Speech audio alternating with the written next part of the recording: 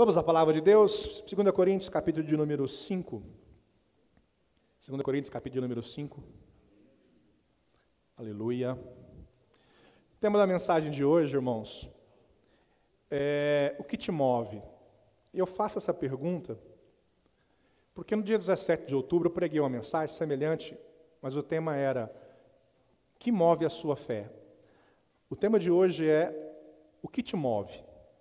E quando nós falamos uma palavra desta, talvez nós poderíamos levá-la para vários âmbitos de nossas vidas. Poderíamos falar para a área sentimental. Será que aquilo que me move são os meus sentimentos? Ou as minhas emoções? Será que aquilo que me move tem a ver com os meus diplomas, as minhas experiências profissionais, as minhas experiências de vida? Nós poderíamos traçar uma linha tênue aqui e trazer várias possibilidades, um leque de possibilidades, de tentar argumentar e pontuar uma ou duas coisas que façam nos mover em direção aos nossos objetivos, em direção à própria vida que nos espera, mas nós ficaríamos muito superficiais na fala, em busca de um ponto mais específico para que nós possamos nos mover. Por isso eu vou fazer duas coisas que vai levá-los a um entendimento mais preciso sobre esse tema. Então a pergunta é: o que te move? Aquilo que você vê ou aquilo que você crê? Quando eu trago para essas duas linhas de pensamento, fica menos ambíguo, fica mais preciso, fica mais direcionado para que você possa fazer uma autoanálise sobre a sua forma de vivenciar a vida em Jesus. Então, se eu tenho essas duas possibilidades, se aquilo que te move tem relação apenas com aquilo que você enxerga, talvez haja uma deficiência para as suas conquistas futuras. Mas se aquilo que te move tem a ver com aquilo que você crê, então as possibilidades, elas aumentam em gênero, número e grau. Porque quando eu trago a minha forma de ver a vida para a questão física, eu vou enxergar muito mais adversidades do que qualquer outra coisa que diz respeito às minhas vontades de conquistar. Quando eu levo a minha pauta para o mundo invisível, que é o mundo espiritual, eu passo a vivenciar aquilo que Deus coloca para mim. O que Deus coloca para mim? Que nós precisamos crer naquilo que nós não vemos. Que nós precisamos acreditar naquilo que ainda nem fundamentado talvez esteja, que os olhos não alcançam. Eu seguia por muitos anos atrás, e já fui em São Paulo, em vários lugares, para ouvi-lo pregar. Dr. Marlis Monroe, um homem das Bahamas, um grande palestrante, que teve uma morte até trágica, há mais ou menos uns 3, 4 anos atrás. Um dos seus aviões, ele acabou colidindo com esses guinchos arranha-céus, chegando numa certa cidade, e o avião caiu e ele veio a óbito. Dr. Marlis Monroe é um dos maiores palestrantes do mundo, e ele tem umas frases, das quais eu me lembro de algumas, dessas algumas eu pinço uma, para trazer para você a melhor frase que eu acredito sobre essa questão de vida, de visão comum e de visão espiritual. Marlis Monroe vai dizer assim que o pior inimigo da sua visão, o pior inimigo do seu alcance visionário, da sua cosmovisão, é as suas vistas, são os seus olhos. O pior inimigo da sua visão de amplitude são os seus olhos. Porque os seus olhos, eles vão mostrar aquilo que é. Mas a sua cosmovisão vai mostrar aquilo que Deus pode fazer. E quando você olha para o seu futuro com a sua visão física, você vai ter problemas porque você vai deixar de acreditar naquilo que os olhos não estão te mostrando. E uma das coisas que mais nos enganam são os nossos olhos. Mateus vai dizer assim que se os teus olhos forem maus, o seu corpo já está em trevas. Tudo tem a ver com a visão que Deus deu para a sua vida. Ninguém procura um casamento, uma profissão, um projeto, mantendo a visão biológica, a visão física apenas nos objetivos. Você precisa galgar patamares que a sua visão em Deus faça com que essa visão se torne uma cosmovisão que você enxerga de forma de amplitude das possibilidades que Deus tem para a sua vida. Então a pergunta, ela é refeita. O que te move? Aquilo que você vê ou aquilo que você crê? Porque isso faz toda a diferença na condução da sua vida. Se você é uma pessoa muito pautada pela visão física, você tem tendências naturais de se frustrar constantemente. Se você tem uma visão mais para o lado da cosmovisão, pautada naquilo que é a sua fé, então você vai enxergar além daquilo que os teus olhos estão te mostrando. E isso vai depender muito da forma que você encara a sua vida. Ou você acredita naquilo que Deus está preparando todos os dias para você se alimentar espiritualmente, ou você vai crer naquilo que a mídia, que as pessoas, que os outros estão dizendo a seu respeito. Se eu fosse parar por aquilo que falam, eu já teria parado. Mas eu acredito muito naquilo que Deus tem preparado para cada um de nós. Por isso que o capítulo 5 de Coríntios, do versículo 7, é um versículo só, ele vai falar especificamente sobre esse mover. O que me move? O que de fato me leva aos lugares em que eu preciso estar? O versículo vai dizer assim, segundo livro de Coríntios, segunda carta, capítulo 5, versículo 7. É um versículo bem pequeno, mas diz assim: porque andamos por fé e não por vista. Diga amém. Esse versículo ele é tão extraordinário que ele vai nos catapultar para o campo do sobrenatural. Existe um texto na Bíblia, lá em 2 Reis, e vai dizer que um povo assírio resolveu, por uma certa forma, cercar uma cidade onde um homem de Deus estava, chamado Eliseu. Eliseu, ele era um profeta, um homem de Deus. Só que Eliseu tinha um servo chamado Geazi. E o texto vai dizer que, nesta oportunidade, Geazi levantou de manhã, e quando ele levanta pela manhã, ele olha para as colinas de Dotã, ele percebeu que o exército assírio estava cercando aquela cidade. E ele ficou desesperado, e nesse desespero, ele corre para dentro, chama o seu senhor e fala: Senhor, nós estamos perdidos. Estamos perdidos porque eu olho em nossa volta e nós estamos cercados pelo exército inimigo, o rei da Síria.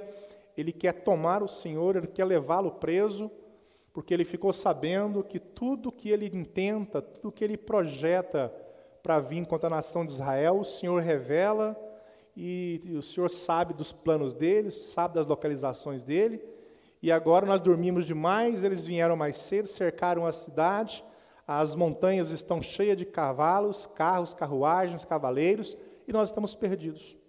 E Geazi, com muita convicção, Eliseu levanta tranquilo, sai, abre a porta e olha para as colinas, e olha e dá uma volta 360, e ele olha para o servo dele e diz assim: você precisa começar a enxergar as coisas que vêm do alto. Eu vou orar para você abrir os seus olhos espirituais. E a Bíblia diz que ele ora e Geazi abre os olhos. E Geazi agora deixa de enxergar o exército inimigo para enxergar o que Eliseu estava enxergando. Anjos de Deus e carruagens de fogo protegendo aquele povo, protegendo aquele lugar. É preciso começar a compreender que tipo de visão é a sua. Porque aquilo que você enxerga é aquilo que vai te mover.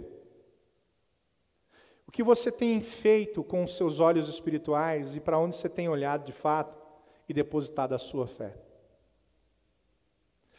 Como você tem enxergado os seus objetivos futuros, a criação da sua família, a sua profissão? Talvez você possa estar colocando obstáculo como na sua idade: eu já tenho 40 anos, eu já tenho 50 anos, eu já tenho 60 anos. Talvez você esteja colocando obstáculos demais e a sua visão espiritual esteja tão arcaica, tão pútrida, tão desmerecedora, que você não consegue alcançar outros objetivos na vida, a não ser aquilo que você enxerga fisicamente. O maior problema hoje é tirar da igreja essa visão ínfima, essa visão infimizada que ela usa para servir a Deus. O maior problema hoje é levar a igreja para o campo do sobrenatural, para o campo daquilo que é o milagre, para o campo da cosmovisão, para o campo da visão espiritual, porque é essa visão que precisa mover você. Quando a visão física dizer a você que não dá, a visão espiritual vai dizer que fé é o firme fundamento das coisas que se esperam e a certeza daquilo que você não vê. Por isso que você precisa ampliar a sua forma de se relacionar com Deus e começar a acreditar naquilo que você não está enxergando. Começar a acreditar e começar a profetizar e a dizer que é isso que vai acontecer na sua vida. Milagres vão acontecer, bênçãos vão chegar, outras unções vão ser ministradas, mesmo que você não esteja sentindo nada, vendo nada, nem percebendo nada. Mas isso não quer dizer que não vai chegar na sua vida. O próprio Eliseu teve uma adversidadezinha com Elias, quando Acabe estava ali com 3 anos e meio sem chuva, e Elias então havia profetizado que seria um tempo de chuva. E Elias fala assim: Eliseu, vai lá no Monte Carmelo e sobe, quem sabe já tem alguma coisa preparada para a chuva descer. A Bíblia diz que Eliseu agora, ainda servo, então, sobe ao Monte Carmelo, e no Monte Carmelo ele começa a olhar, e ele olha e não percebe nada, e ele volta e fala para Elias: olhei, observei, parei, pensei e analisei.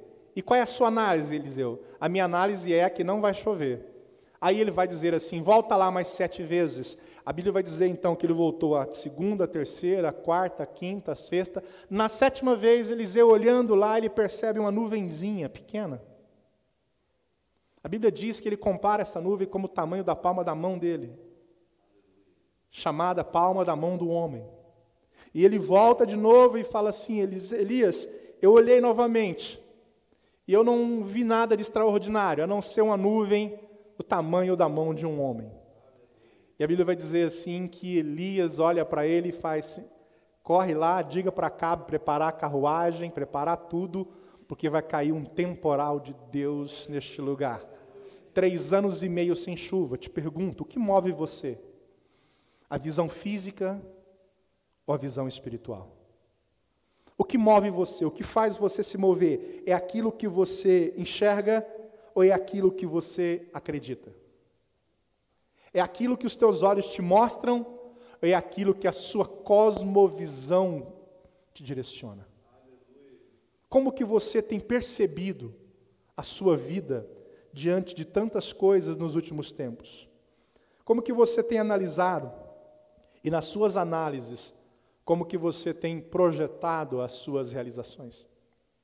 E o interessante disso tudo é que às vezes nós invertemos o processo. Mateus 6,33 vai dizer que o processo ele não pode ser invertido.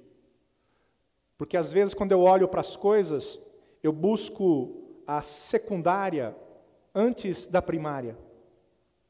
Porque ela vai dizer assim: buscai em primeiro lugar o reino de Deus e a sua justiça. Essa é a visão primária. E as demais coisas vos serão acrescentadas. Essa é a visão secundária. O problema é que houve uma inversão desses valores. O problema é que a minha visão espiritual, ela danificou. Eu passei a enxergar as coisas espirituais com a visão física. Eu passei a buscar primeiro as demais coisas antes de querer vivenciar aquilo que é o principal. Tem pessoas que ficam 1 mês sem vir nesta igreja. E quando eu ligo para elas, elas só contam desgraças. Elas não têm uma palavra de bênção para me contar.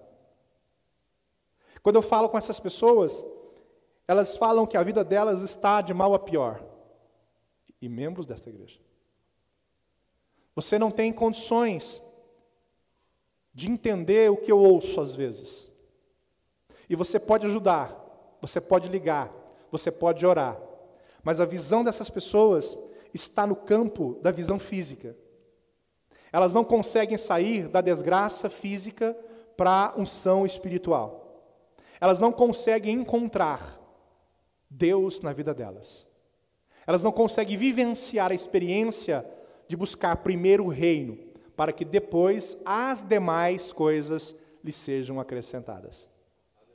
Um dos maiores problemas da igreja hoje é de não entender esta visão espiritual. É de não entender, capítulo 5, versículo 7 de 2 Coríntios, que nós não andamos pelo que vemos, que nós, crentes, andamos pelo que cremos. É preciso aguçar a nossa fé. É preciso aguçar para os seus projetos. É preciso aguçar para os seus objetivos. É preciso aguçar para os seus planos, para aquilo que você tem como proposta. Dá uma olhadinha mentalmente para a cena da cruz do Calvário. Quando Jesus estava ali em Lucas 29, ao lado de 2 ladrões.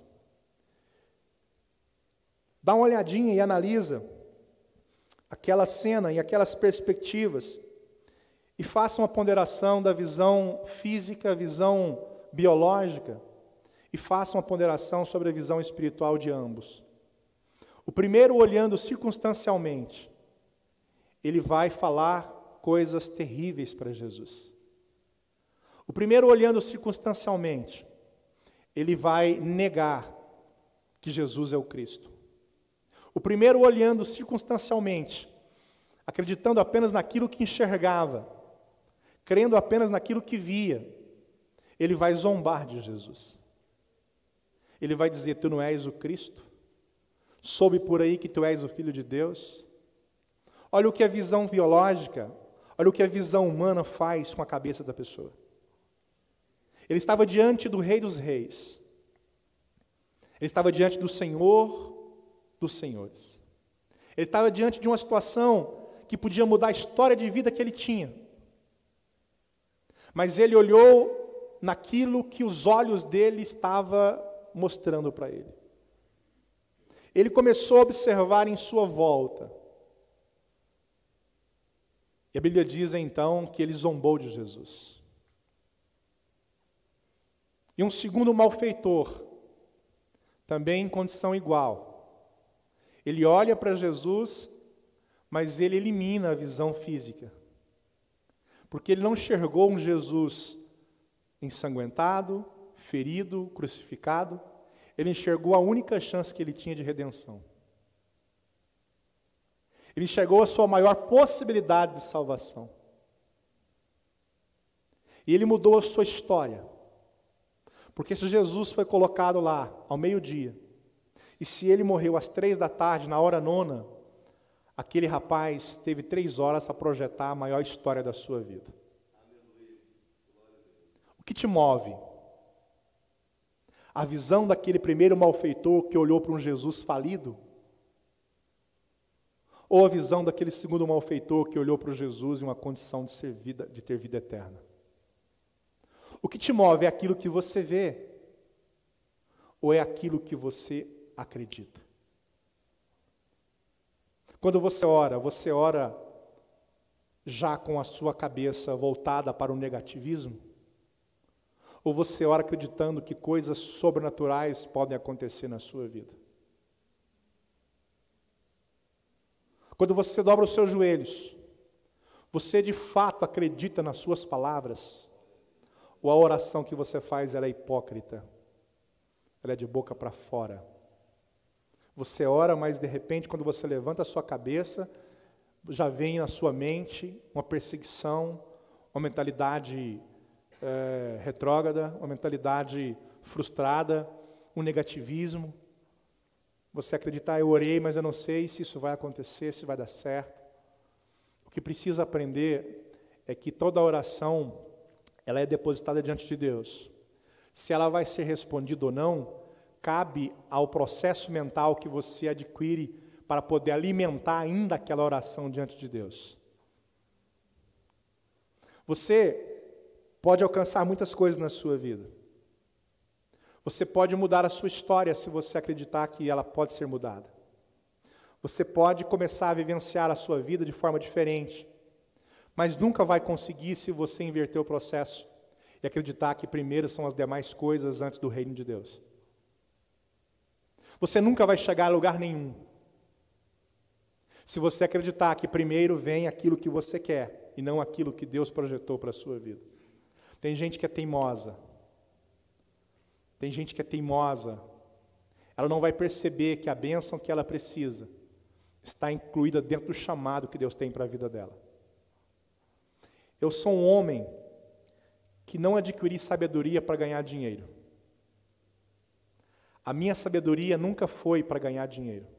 Eu tenho plena consciência disso. Eu não tenho nenhum medo de falar. Mas poucas pessoas têm a sabedoria que eu tenho para ganhar almas. E a Bíblia diz que sábio é aquele que ganha almas.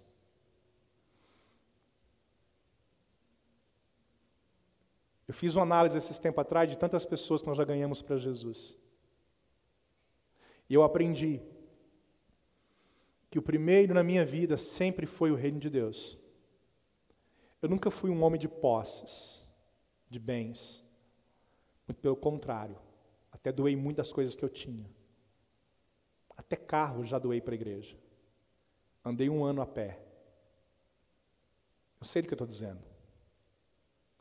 Eu não sou uma pessoa de posses. Sou uma pessoa simples. Mas que tem uma coisa que eu não tenho nenhuma vergonha dessa palavra. Aqui eu tenho domínio dela.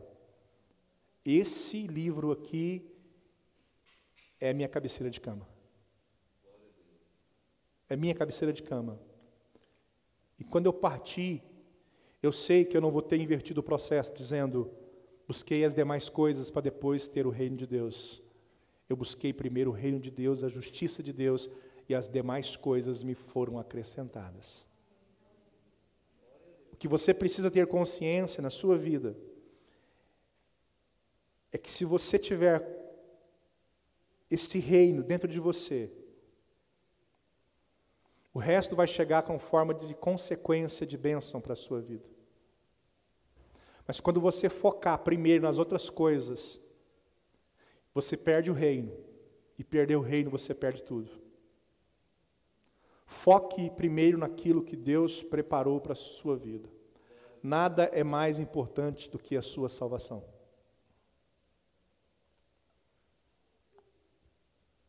Eu me lembro do momento que eu entrei no centro cirúrgico. Eu nunca tinha entrado no centro cirúrgico. Nem para orar. E UTI, sim, várias vezes. E eu me lembrei de alguns casos das enfermeiras contando, porque um centro cirúrgico é um lugar demoníaco. Existem vozes, sombras. Conversa com a enfermeira de centro cirúrgico, vocês vão entender o que eu estou dizendo. Alguém aqui é enfermeira? Conversa com uma. Tem enfermeiras que vão descansar, são puxadas pelos pés, porque é um ambiente de morte. É um ambiente onde Deus está para salvar, mas Satanás está para levar. E eu entrei nesse centro cirúrgico e olhei para cima, um lugar muito sombrio. E eu me lembro que eu fiz uma oração e disse, Senhor, o Senhor está aqui? Eu senti a voz, sempre, com você, sempre. O que eu quero dizer com isto? É que só em momentos adversos que você vai valorizar mais o reino de Deus do que as demais coisas. É só quando de fato você precisar de uma intervenção de milagre que você vai entender o processo de Deus na sua vida. Então, tudo que você ousar fazer que não seja o reino primeiro, você inverteu o processo. Se a sua visão espiritual estiver focada no reino, em Deus, eu, por exemplo, eu tenho um grupo de leitura bíblica, eu fui ver hoje, está com 92 pessoas. Entre os Estados Unidos, Brasil, São Paulo, Goiás, Minas, Rio de Janeiro, Pará, Senador Canedo, Rio Verde, enfim. Nerópolis, Goiânia. Tem gente do Brasil inteiro. E pessoas que dão testemunhos, que dizem assim, pastor, eu já encontrei pessoas que dessem cursos bíblicos assim, cobrando.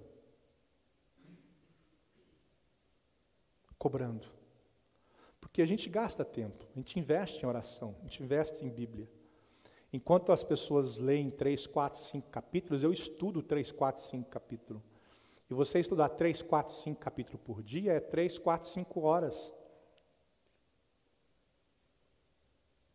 Eu tenho consciência que a visão que Deus deu para mim é uma visão de reino, antes de ser uma visão humana.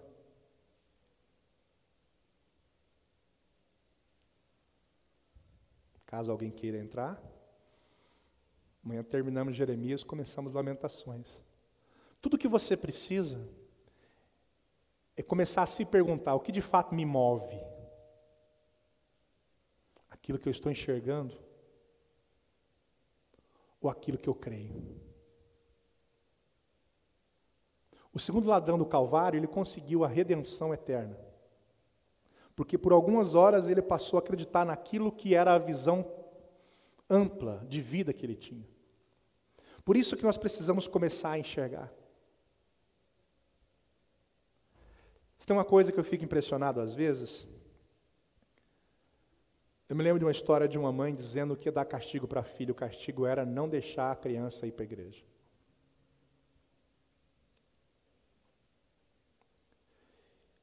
Eu me lembro de uma outra história de pessoas que eu pastoreei, que chegaram em mim e disseram assim, pastor, eu quero mostrar para minha filha o que é o mundo.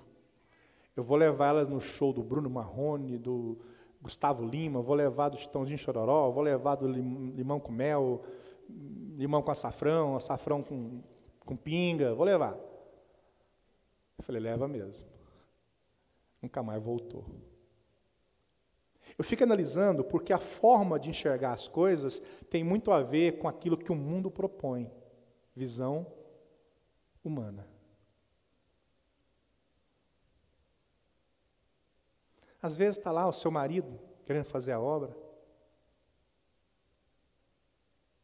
e a senhora não deixa. Deixa o pastor Hamilton fazer a obra, pastora. Às vezes está lá a sua esposa querendo fazer a obra. Deixa o Anésio fazer a obra. Deixa. Amplia a sua visão. Deixa eu te falar uma coisa. Deus não fica devendo nada para ninguém.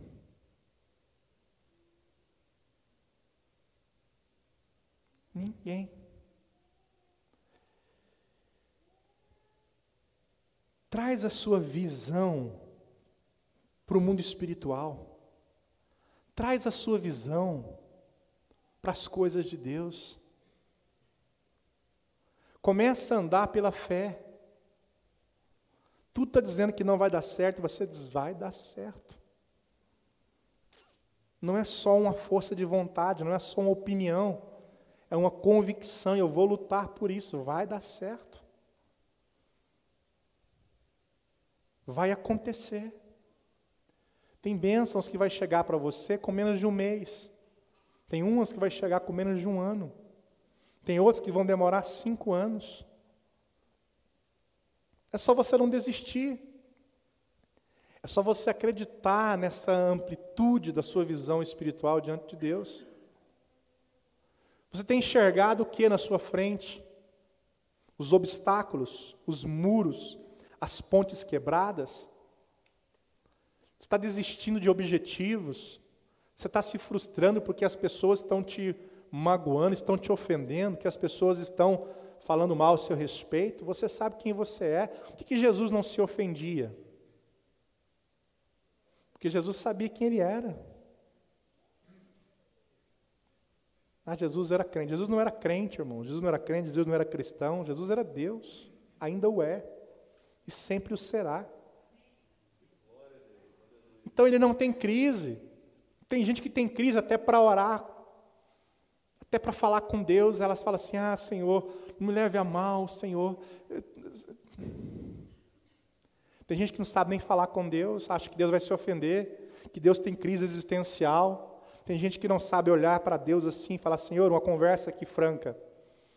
bater um papo aqui agora muito franco com o senhor. Aquele negócio que aconteceu lá, não gostei não. Só preciso mudar isso na minha vida. E se foi erro meu, me ajuda a consertar. Mas se for o senhor que está me dando aí uma provazinha para me passar, me ajuda a passar por ela. Mas que eu gostei, eu não gostei não. O senhor pode dar um jeito de consertar isso para mim aí. E assim é o que eu faço. E assim sou quem sou. Você tem coragem de orar para Deus, falar para Deus, explicar para Deus e dizer, Senhor, estou sendo sincero diante de Ti, e aí? Vai ficar assim? Agora, se você não tem nenhum tipo de depósito nessa caixa econômica celestial, não adianta você falar nada com Deus. Mas se você tem, se você busca primeiro o reino, se a sua visão é espiritual, se o que te move é aquilo que você acredita e não aquilo que você enxerga,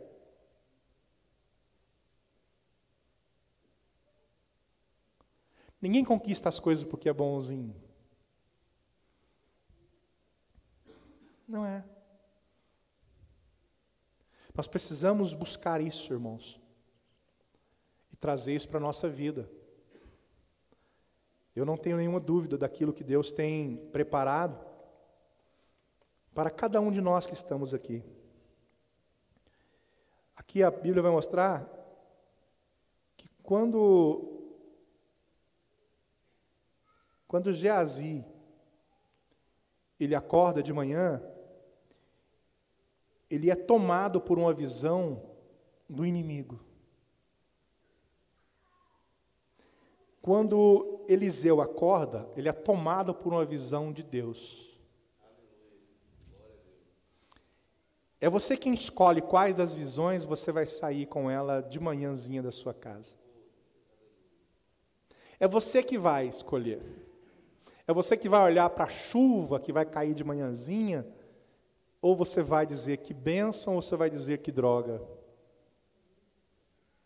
É você vai olhar para o sol escaldante, ou vai dizer que bênção, ou vai dizer que porcaria. É você quem vai olhar para a sua panela com arroz e ovo, e vai dizer glória a Deus, ou vai dizer só isso. É você que vai olhar para o seu carro com apenas 5 litros de gasolina e vai dizer assim, que coisa ruim, ou vai dizer, glória a Deus, dá para andar mais um pouco. É você quem escolhe com qual mentalidade você sai de casa. É você que escolhe o que te move. É você que escolhe o que faz a sua vontade de querer viver, permanecer constantemente ativa.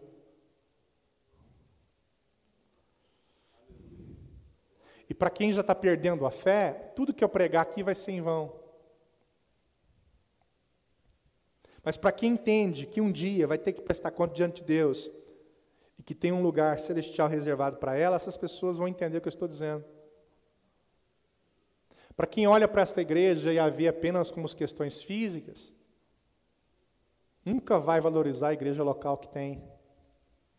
Mas quem olha para a igreja e olha para pessoas que estão aqui, todas elas necessitadas e fraquinhas, como eu mesmo sou, aí vai perceber que nós todos somos dependentes de uns dos outros.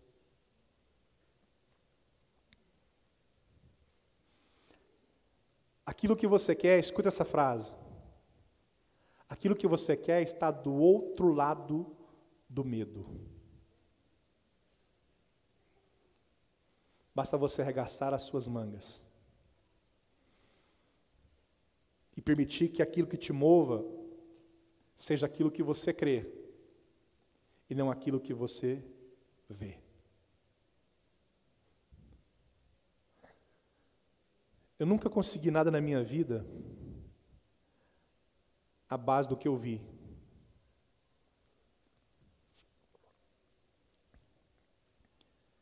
Geralmente foi tudo na base daquilo que eu criei.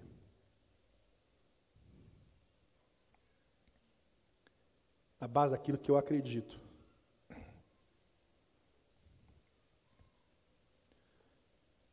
Quando o Dr. Myers Monroe fala que o pior inimigo da sua visão são os seus olhos, ele está dizendo que você precisa abandonar aquilo que os teus olhos estão mostrando para você. E começar a acreditar naquilo que Deus pode fazer com você. Aquilo que Deus pode realizar na sua vida.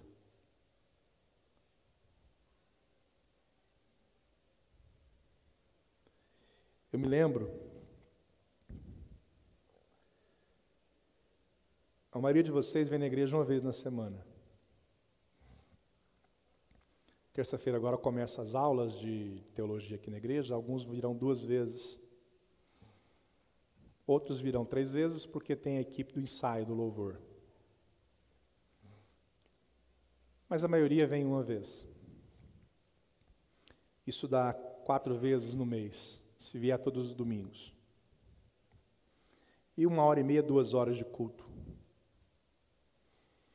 Então, se nós pegarmos aí, nós vamos ter muito pouco tempo de igreja durante o ano inteiro. Mas eu me lembro, e você também se lembra, de um período que você ia para as festas, para os forrós, para os carnavais, para os bailes.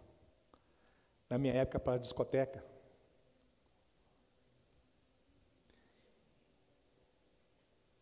E o tempo dedicado era muito grande. Muito grande. Um tempo desse aqui, ele é tão bíblico que vai dizer que mais vale um dia na casa de Deus do que 1000 fora dela.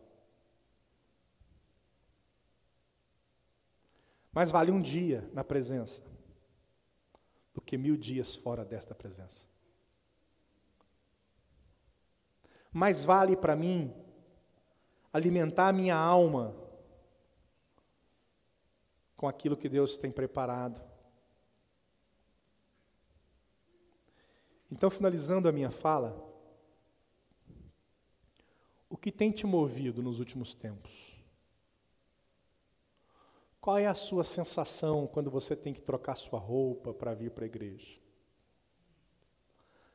Qual é a sua sensação quando você tem que sentar nessas cadeiras e ouvir uma palavra? Isso te gera prazer? Isso te gera vontade? Por algum momento da semana você para e pensa, gente, que hora que vai ser esse culto domingo? Será que não chega? Você tem vontade de estar na casa do Senhor? Ou essa vontade já passou, você nem pensa no culto de domingo?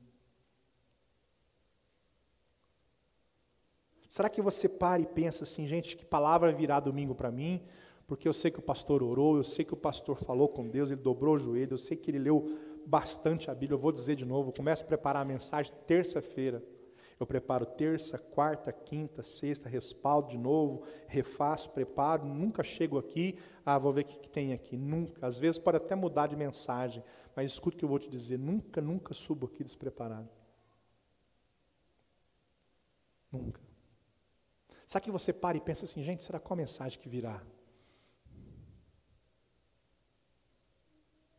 O que Deus tem para falar comigo para a semana? Será que o pastor de fato é o meu profeta? Será que o pastor de fato é a minha bênção?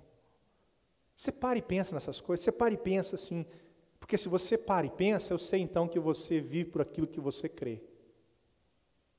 Se você não pensa, você é o crente estilo Martinho da Vila, né? É ele que canta Deixa a Vida Me Levar? Eu não sei, é o Zeca Pagodinho, sei lá. O que você pensa? Como que você enxerga a sua vida? Eu acho que eu liguei para umas 15 pessoas essa semana. Quase todas elas estão fora da igreja. Quase todas. Fulano não está indo na igreja mais não? Tem 2 anos que você não vai na igreja? Não estou em lugar nenhum. Domingo que vem eu estou lá, pode ter certeza. O Marquinhos deu a palavra dele e veio, o Marquinhos e a Miriam. Liguei para muita gente que não estão fora da igreja, mas os demais que eu liguei, sim.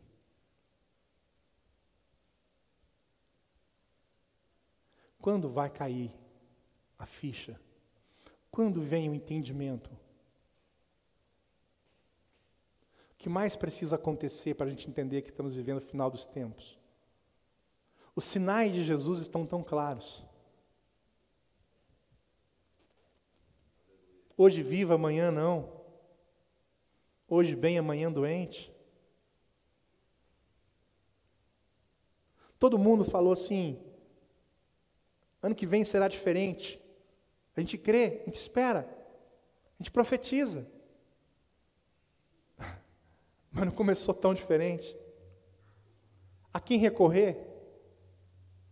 A não ser acreditar que Deus é o único que pode nos livrar de tudo isso que nós estamos vivendo.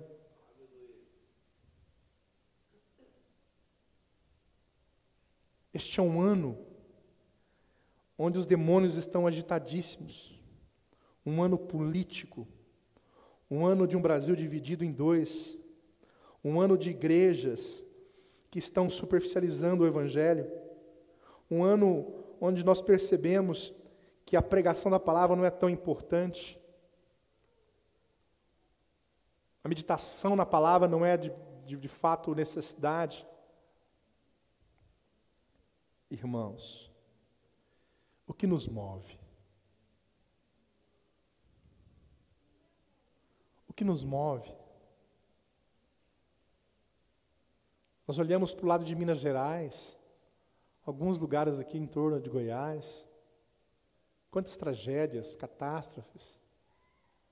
Caiu um meteoro em Minas, não sei se vocês viram. O que nos move? Será que não tem de fato que ser a nossa fé, ao invés de ser a nossa visão, nossa vista, nossos olhos? O que você espera? Eu estava aqui na quinta-feira, acompanhando o Ministério de Louvor, e tirando o chapéu para as irmãs, porque a equipe de quinta-feira que cantou hoje, todas têm filhos pequenos. Tem hora que tem que segurar um pela perna, mas elas estão ali ensaiando. As outras irmãs que ainda casaram agora vão passar por isso, em nome de Jesus. Eu fico vendo, e eu me alegro, porque o seu filho não é impedimento para você fazer a obra de Deus. Nunca foi. Como que você fala que das maiores dádivas que Deus te deu é um problema para você? Ah, meu filho dá trabalho. Glória a Deus, porque o seu filho dá trabalho. Se ele não desse, ele estaria numa cama em estado vegetativo. Glória a Deus que seu filho corre na igreja. Glória a Deus que ele te dá uma surra, às vezes, de cansaço. Porque ele está ali com saúde para fazer isso. Glória a Deus, não diga, eu não vou na igreja por causa do meu filho dá trabalho demais, meu filho é custoso. Eu fui um menino custoso. Deus canalizou tudo isso que eu tinha de muito para o reino. Esses meninos que crescem aqui, são eles que vão pregar esse evangelho. São eles que vão ministrar.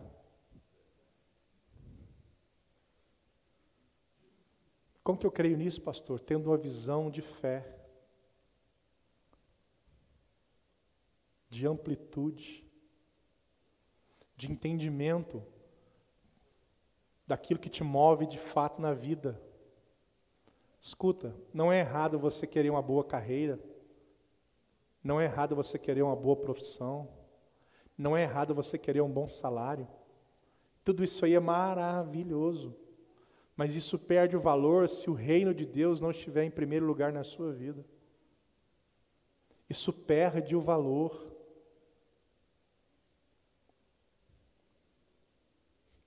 Perde o valor. Nada é melhor do que a paz que você tem interior. Nem o seu dinheiro. Nada paga o seu prazer de estar em casa com a sua família. Nada paga ver a sua família saudável, seus filhos andando para cima e para baixo. Nada paga ver os seus netos sorridentes. Nada nessa vida substitui o prazer de ter uma família em paz. Nada. Alguns filósofos dizem, e isso é fato, que o amor vale mais do que a vida. Que o amor vale muito mais do que a vida. Tem um rapaz na internet que ele fala que se você chegar diante de um jacaré e ele tiver com os filhotes na boca, você pode bater na cabeça dele à vontade. Você pode espancá-lo. Você pode maltratá-lo. Que por amor aos filhos ele não abrirá a boca.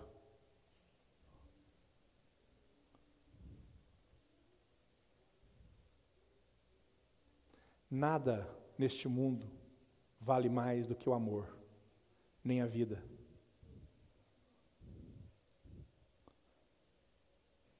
Eu vi um filósofo um dia dizer que ele estava diante da UTI, me falha agora a memória o nome dele. Ele dizendo que ele olhou para a filha dele e ele falou para o médico assim: se houvesse possibilidade, eu estaria no lugar dela agora. Porque ela não viveu nada ainda. Eu já vivi bastante.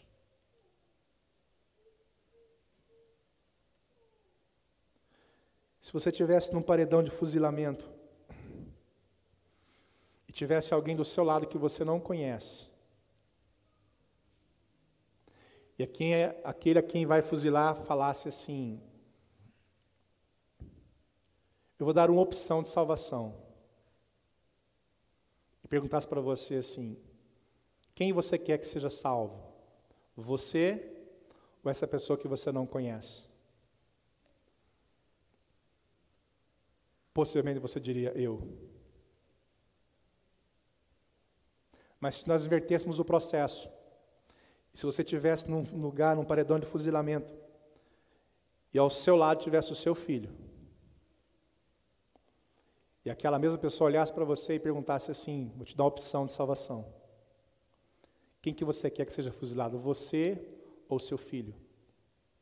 Você diria: eu quero que eu seja fuzilado. Quero que o meu filho se salve.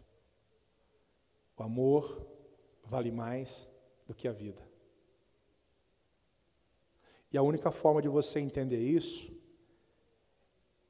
é mudando aquilo que te move.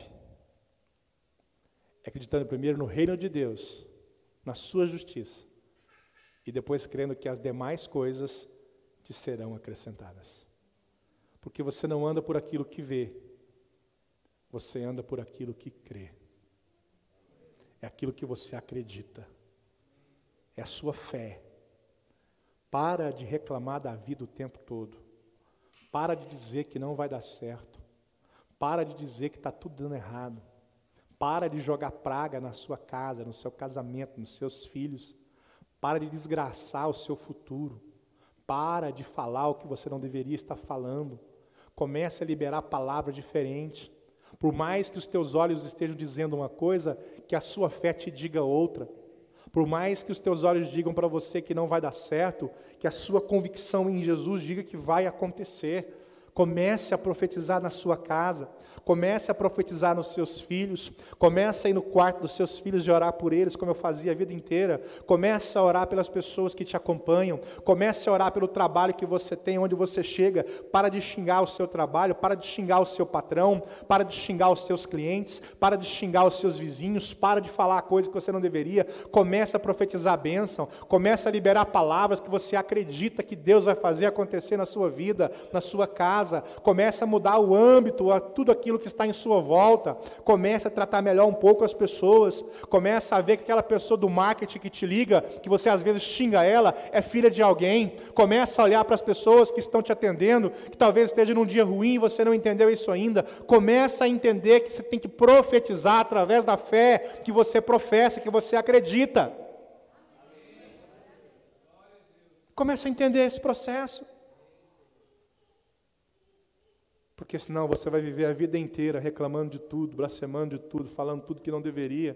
Ninguém presta para você. Ninguém é bom o suficiente para você. Ninguém é bom o suficiente para a sua vida. Ninguém é bom. Eu vou dizer para você, nem você é bom. Às vezes nem Deus é bom o suficiente para você.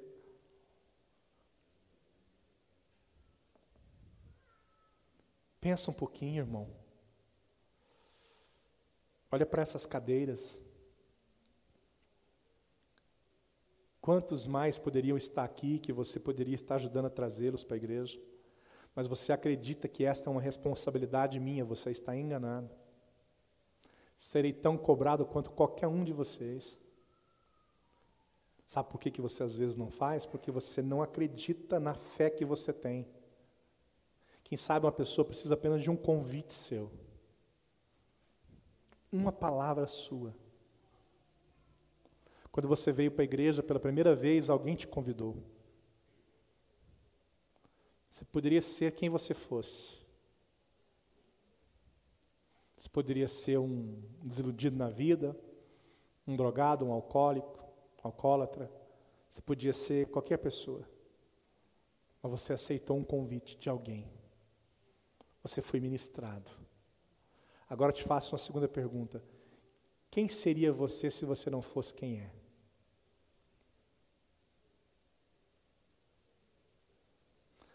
Quais seriam os teus caminhos caso você não tivesse sido encontrado por Jesus? Vou mais. Você que reclama da vida, de ter nascido. Vou mais. Quem sentiria sua falta se você não existisse? Que falta você faria se Deus não tivesse criado você? Eu sei a falta que eu faria. Eu sei que eu sou importante para muitas pessoas. E você sabe da sua importância na vida das pessoas? Você sabe da sua importância na vida daqueles que são família, amigos, conhecidos? Sim, eu sei. Agora te faço a pergunta. E eles são importantes para vocês? Que maravilha, são. Por que você não os convida para vir para a igreja? Por que você não insiste em trazê-los? Por que você não vai na casa deles buscá-los? Por que você não prega para eles? Por que você não avisa que tem uma situação muito complicada vindo por aí? Que é a vida eterna ou a vida sem Cristo? Por que você não fala, vai para a igreja? Ou você não acredita naquilo que eu prego aqui nesta igreja? Ou você não confia que esse ambiente é um ambiente agradável para a pessoa estar? Ou você não acredita que essa igreja é uma igreja suficiente para atender essas pessoas? Quais são os problemas? Eu te digo qual é o problema. Você enxerga o reino através da sua visão física. Você se esquece da sua responsabilidade, da sua visão espiritual. Você não acredita que o carro que você tem é para trazer pessoas para a igreja. Você crê que esse carro que Deus te deu é só para você ir passear e trabalhar. Sabe por quê? Porque o reino vai ficar por último na sua visão de carro. Você acredita que você não pode, de jeito nenhum, pôr mais pessoas no seu carro para vir para a igreja. Que você não pode gastar um tempo a mais para buscar alguém que necessita. Sabe por quê? Porque você acredita que essa visão que você tem é uma visão apenas daquilo que Deus deu para você, cuidar apenas de você. Você deixa para trás os seus amigos, seus parentes, seus irmãos, suas irmãs, seus pais, sua mãe, seus filhos. Sabe por que você não leva ninguém para fazer um culto na sua casa? Porque a casa que você tem, você acredita que é uma casa que Deus te deu só para você se sentir bem dentro dela. Que lá não é uma igreja, que lá não é um ambiente de pregação. Sabe por que você não para pregar para ninguém? Porque a visão que você tem, a visão que te move, é aquela visão do mundo físico. Você não acredita que se você pregar, o Espírito Santo vai convencer aquela pessoa. O que te move? Aquilo que você vê ou aquilo que você crê? Qual o prazer que você tem de ver um parente seu, um pai, uma mãe, um tio, uma tia, um filho, uma filha ir para o inferno? O que te move? Que tipo de visão te move? Que tipo de fé te move?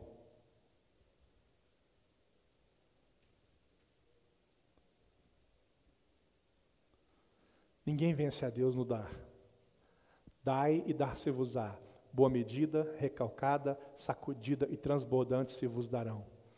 Quanto mais você der para Deus, Deus mais vai dando para você. Quanto mais você der para Deus, Deus mais vai te entregando as coisas, vai te entregando as bênçãos, vai te abençoando. Você não vai vencer Deus, você não precisa ficar o tempo todo reclamando, pensando o que vai acontecer. Aprenda a viver pela fé, por aquilo que você acredita e para de andar enxergando as coisas naturais. Comece a enxergar as coisas sobrenaturais em nome de Jesus. Ah, começou o ano, novas oportunidades. E daí, se você não age? Eu pastorei uma irmãzinha que ela faleceu. Eu peguei birra de falar para ela assim: paz, como a senhora está?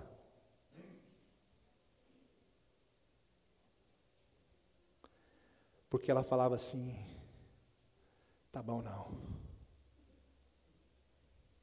Melhorou não? Tá bom não. Mas já tem 10 anos assim, mas tá bom ainda não. Paz, irmã fulana, tudo bem? Tá não. Passa tempo. E aí, irmã, paz, tudo bem? Só melhorou? Ainda não. Irmãos, diante de Deus, e capaz que não estava boa mesmo, que ela morreu. Mas depois de uns 20 anos que ela caminhou, uns 10 mais ou menos ela caminhou. Mas ela nunca falava que estava bem. Nunca. Nunca, só profetizando ruim. Esses dias eu estava com febre, calafrio, tremendo, terça-feira à noite, tremendo de frio. Eu coloquei 3 blusas, 2 meias, um cobertor dessa grossura, deitei, eram as 9 horas, 8 horas da noite. Alguém me liga, e eu tremendo atendi, e a pessoa: tudo bem, pastor? Na bênção, graças a Deus. Tudo certo aí? Tudo. Posso falar? Pode. A esposa olhava para mim assim, ficava assim. O que eu quero te dizer é que Deus é suficiente na sua vida. Deus é suficiente na sua vida. Vamos andar por fé, irmãos? Vamos convidar os amigos para estar nessa igreja? Amém ou não? Vamos ajudar as pessoas, vamos orar por elas. Vamos acreditar que o sonho da casa própria, o sonho da salvação da família, o sonho de dias melhores, a bênção dos filhos. Você ora pelo seu filho de 2, 3 anos de idade? Ora. Você ora para ele casar bem? Tem que começar agora. Tem que começar agora. Você ora para ter um marido abençoado? Não precisa ser bonito, pode ser igual o Hugo, mas é abençoado. Precisa ser, né, pastor Humildo? Você precisa orar em favor da sua casa.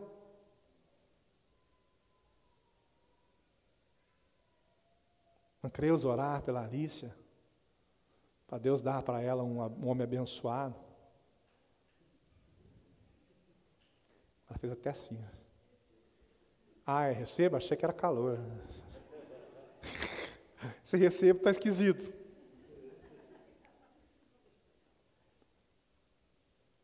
Ora, para Giovana casar com um brasileiro abençoado. Ora. O Leandro já baixa a cabeça quando eu olho para o lado dele assim.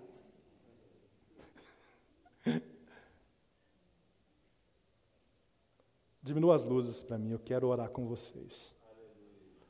Eu quero orar com vocês.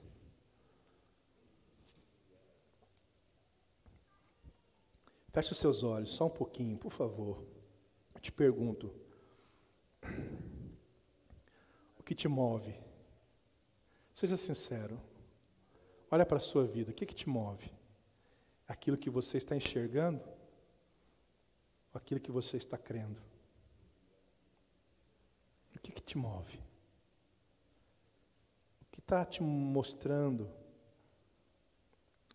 o futuro? O que está te mostrando os tempos que estão para vir? Você está acreditando em quê?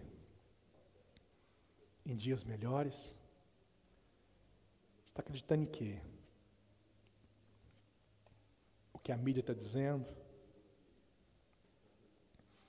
Agora morre alguém, morreu de morte súbita. Morreu de morte súbita agora, morreu de Covid. Ou morreu de vacina. Ou morreu de tristeza.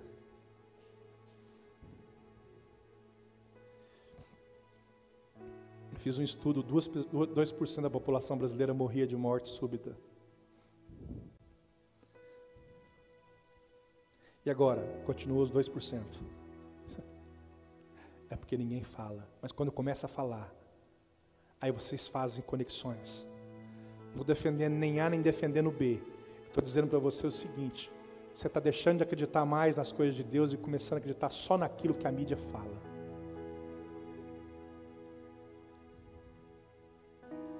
Quando alguém chega falando mal de tudo, você entra falando mal, você ora, entra falando bem.